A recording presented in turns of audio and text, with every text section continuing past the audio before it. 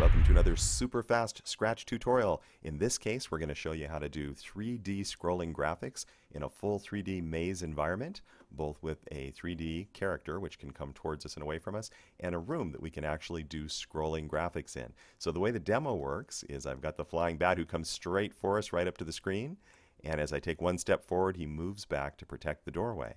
So at this point, if we continue to move forward, as you can see, we can do full scrolling just like a regular game. He will cover that door and protect it, but the room around us here will scroll in the normal steps just like any game, and he'll protect that door. He's coming at us again there. Whoa. And he'll move to cover the door. So this is a really fun tutorial. You can obviously expand this to be much, much more than the simple room that I've got constructed, and I'm planning on doing that, putting together a Halloween game for everybody. This video is for my Redlands Conservatory class, but absolutely anybody is welcome to check it out and build on this. So I stopped at this point with the room because I have the simplest combination right now of things, and I didn't want to have the other code where I'm shooting at the bat or where you're running from the bat. I didn't want to have a lot of things that would be confusing at first. I wanted to put just the basic maze scrolling engine together so that you could use that to create your own games and your own examples. And like I said, the full game I hope will follow before Halloween. That is definitely my plan. And of course, these wonderful 3D maze games started way back a long time ago when old-time programmers like myself wanted to get a heck of a lot of technology that we didn't really have on older machines. So we faked it, which is definitely an official term that many programmers will be familiar with. And I think we did a kind of a cool job. And the king of all those games was Dungeons of Daggorath. There is a PC port for Dungeons of Daggorath. So if you ever want to check out an old game that was written in an 8K computer, was scarier than Slender in a lot of ways, and set an absolutely new level for our 3D scrolling maze games, and it's still an absolute blast to play. Look up Dungeons of Daggorath and download the PC port. You'll have to read the little manual in order to get the commands because you navigate it with commands, but it is so worth it. That was one of the neatest games I ever played. So let's get started, and we'll do a very quick run through here. It's all actually very self-explanatory. Starting off with the stage, the background stage, as you can see, there's not all that much coding to it.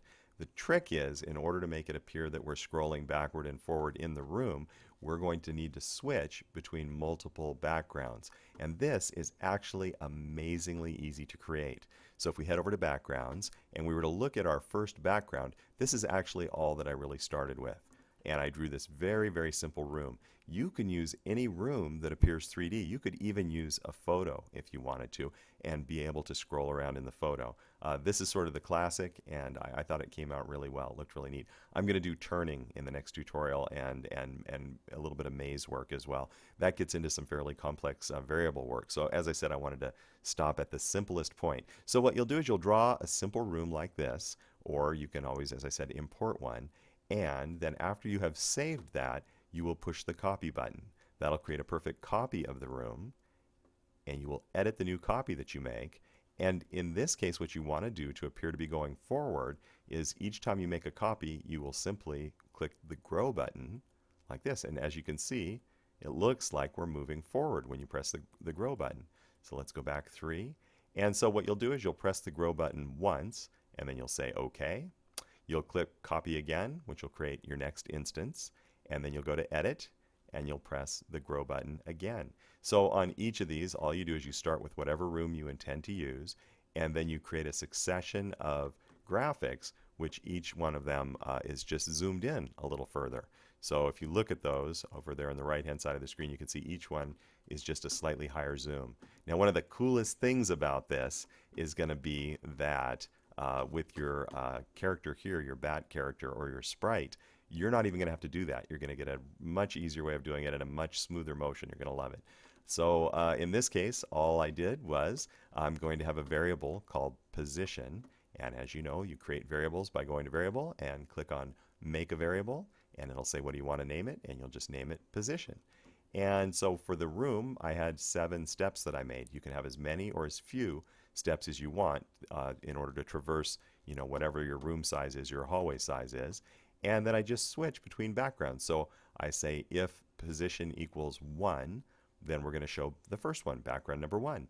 If position equals 2, we're going to show background too. So you simply need to make a tower like this of the different background steps. So on the other side, this is going to be our main loop here, quite simple. And I separated these two out to avoid computer lag. I like to have any animation or anything that's running, separate from our main loop so that they run consecutively, and it'll be much faster. And we even had to add a little delay here to slow this down because it was so efficient. So I love Scratch. It's really a heck of a fun language. So we start off with our when clicked, as always. We're going to set our position, that variable that we made, to 0 because we want to start 0 is going to be the farthest back in the room. Here's the delay we threw in just so that each time you press the up arrow, you don't go flying across the room. And I did a 0.05 second delay. And then they're just two simple if statements. This is going to be all there is to it. If the up arrow key is pressed and position is less than 8, I had a total of 7 steps, so my position is less than 8. If you had 12 steps, then you would say your position is less than 13, or whatever you would need to do, just so that you don't move further than the room is in length. So then we would set the position to position +1. So that variable, we're going to keep track of where we are in the room by the variable position, and each step is just 1, 2, 3, 4, 5, 6, 7. If the down arrow key is pressed and position is greater than 0, then we'll go ahead and we will move backwards. So we'll say position equals position -1. That's all there is to it. And then I use a broadcast statement. I use the broadcast term placement in order to, each time we go through the loop, go ahead and run the display tree here, and display whatever background that we're at. So the next thing we're going to look at is the sprite, and this is all you've got to do. You can screen cap this or pause the video, and you can type that in very quickly if you'd like. This is all there is to operating our sprite. Now the totally cool thing about the sprite is, unlike the room, you don't have to make a large number of drawings of your character, because you can change size by. So we've got a few things. Now this is probably the most complicated set of commands, and there's actually nothing complicated about it. This is just my bat flap sequence. I wanted him to flap fairly realistically, so we've got the 2 bat costumes. This is one of the built-in sprites, as you know, if you've used this at all, right here. It's built into the Scratch interface. So I selected these 2 costumes, Bat 2A and Bat 2B, so that we get that flap look when he's flapping. You can use actually any animal that you'd like, even the other kind of funny bat they have there, but I like our spooky black bat. So when we look at our costumes, that's all we had. We're Bat A and Bat B. And back on our script, we go ahead and we alternate between Bat A and Bat B. We have to throw in a short delay of 0.1 second so that he doesn't flap instantly. We want his flaps to be realistic. I had one sequence where the bat flapped really fast when you get to the door, and it made him look mad. And I would definitely recommend that you add that to your game, because it spooked me out. It was kind of neat.